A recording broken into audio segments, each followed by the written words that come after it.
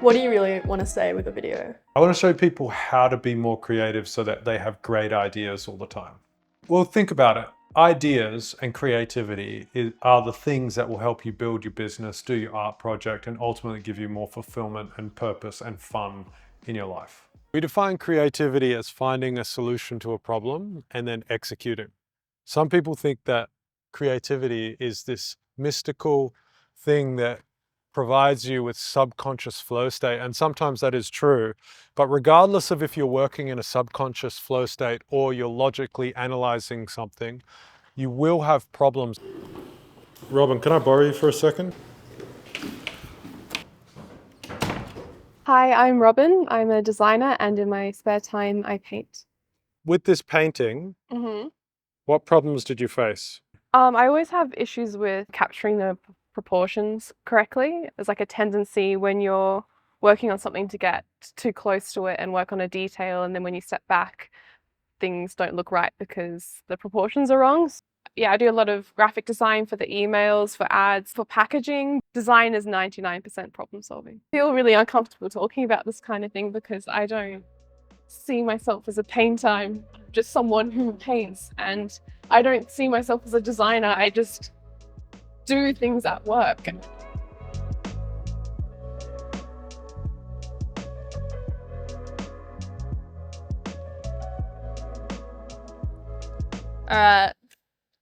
Fruit tree. The actual fruit is your ideas, your creative, your projects, right? That's the fruit. That's what you're sharing with the world. But in order for a tree to grow into this thing that is producing fruit, it needs water and sunlight. As this relates to you, the water is the input, meaning your experience, the media you're consuming, the conversations you're having. That's input going into your subconscious. And then the sunlight analogy is the time for processing. So that's allowing your subconscious to make connections. But what happens is if you put too much water on this fruit tree, it drowns. If you don't give it enough water and you just give it sunlight, it dies. So there needs to be a balance and an equilibrium of both sunlight and water, inputs and processing time for you to be able to fruit. Here's another caveat. The tomato plant takes 7 seasons before it will produce sweet fruit. And what that means is sometimes you'll be producing ideas, but they won't be sweet.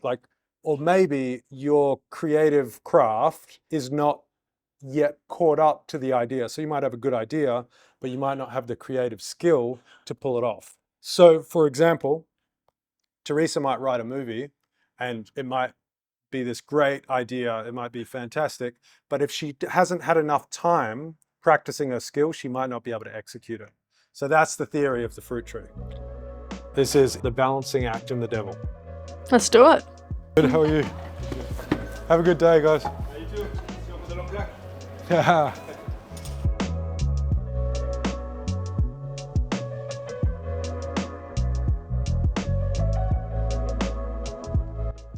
Tell me how this light makes you feel.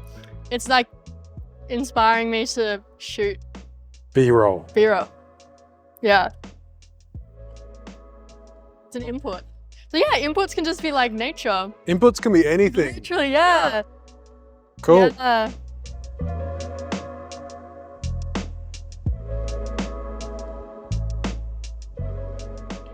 Inputs are any experience, but more importantly, with the context of this conversation, they're like media that you're consuming.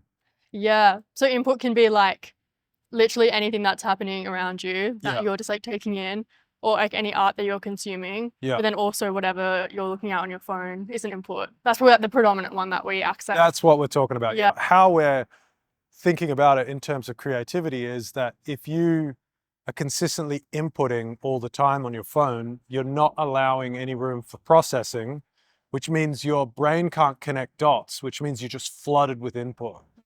And if you're flooded with input, you don't ever make unique connections that are specific to you, but you want that because that is how you'll say the thing that you're supposed to say. So you need to consciously take time out for processing. I think it's important to have healthy inputs. And I don't want to get too pretentious. Like, I know not everybody loves reading, but like an example of a healthy input is reading a book. Yeah. Robin, who we just saw on the camera, is really big into literature and Dostoevsky and stuff. I'll flip through a photo book, get my inspiration from that sometimes, or a design book, and I won't even read the caption. The point is just that when you're on social, the devil's coming to give you that doom scroll. And when you doom scroll, you flood your input, which means, like, from a science perspective, you don't have enough dopamine anymore. Like, your dopamine has been flooded, but also you're consuming the same stuff and your subconscious doesn't have time to process and connect dots to new things. Like, if we think about how people make really great creative work, they're usually taking an inspiration from over here, like fashion or photography or literature, and then using that inspiration to apply to their thing, whether that's movies or video or whatever the medium, right? So that's how I think about it. And I'm just constantly trying to input healthy stuff. And you know, I don't delete my social or anything, but I'm trying to limit the time that I spend on it. What like really set off like an alarm in my head was when I realized that going on my phone or going on social media more was gonna limit my potential for my individuality as like a filmmaker. And because filmmaking is so competitive, like most things people are probably going to want to create are difficult. Your individuality is the one thing that no one else has, and that's like the one thing that's going to help you stand out from other people. That's like kind of the make or break for like what makes a great filmmaker or not.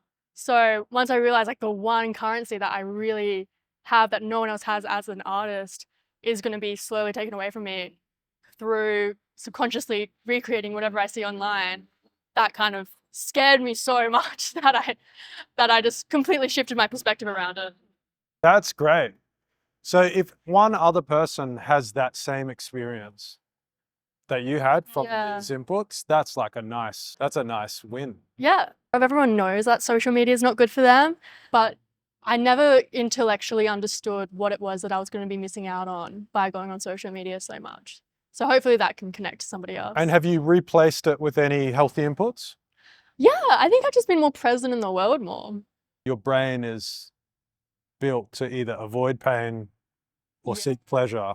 Yeah. And anytime you're bored, it's painful. And anytime you're scrolling or doom scrolling, your brain has been tricked into thinking that it's getting pleasure, i.e. dopamine. And so it's a really difficult thing that you have to do. But if you can have that space, you can come up with ideas that may be good, may be bad, but at least they're yours.